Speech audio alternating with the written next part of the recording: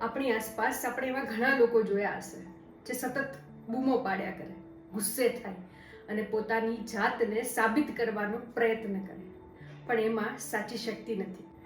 જ્યાં અરજી, બૂમ અને હંગામા હોય છે ત્યાં અંદરથી થોડી કમજોરી હોય છે. જેમ કે આપણે વૃક્ષને જોઈએ તો એને ક્યારે સાબિત કરવું જ નથી પડતું કે મારી અંદર આ શક્તિ છે, એની જાતે જ સાબિત થઈ જાય છે. બિલકુલ એમ જ જેનામાં સાચો પાવર હોય ને એને દુનિયાને બતાવવાની જરૂર જ નથી પડતી. સાચો પાવર એ કોઈ દિવસ કોઈ ડ્રામા પેદા નથી કરતું, એ સાદગીમાં અને પોતાના કામમાં દેખાય છે. સૂર્યનારાયણ દરરોજ ઉગે છે પણ ક્યારેય ડંકો વગાડતા નથી, કારણ કે તેને આખી દુનિયા જાણે છે અને એમાં જ સાચી શક્તિ છે. દુનિયામાં બે પ્રકારના લોકો હોય છે. એક કામ શરૂ કરતા પહેલા 10 જણાને પૂછે કે આ કરી લો, અને બીજા પ્રકારના લોકો જે ક્વાઇટલી કામ કરતા હોય.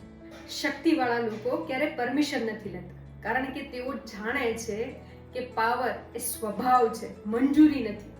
જ્યારે આપણા ખુદમાં એક પ્રકારની ક્લેરિટી હોય, સંકલ્પ મજબૂત હોય, ત્યારે દુનિયા પાછળ ચાલે છે. ત્યારે આગળ વધવા માટે કોઈની પરમિશનની જરૂર નથી પડતી.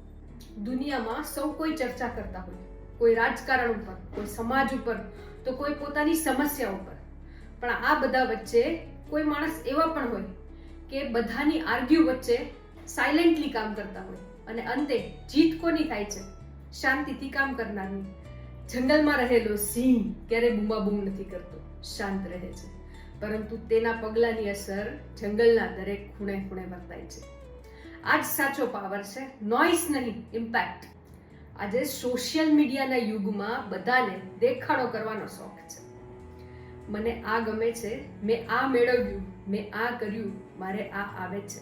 પણ સાચો પાવર શેમાં છે ખબર છે? સાયલન્ટ કોન્ફિડન્સમાં.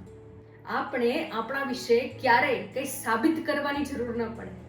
આપણું કામ, આપણો સ્વભાવ અને આપણી શાંતિ જ બધું કહી દે.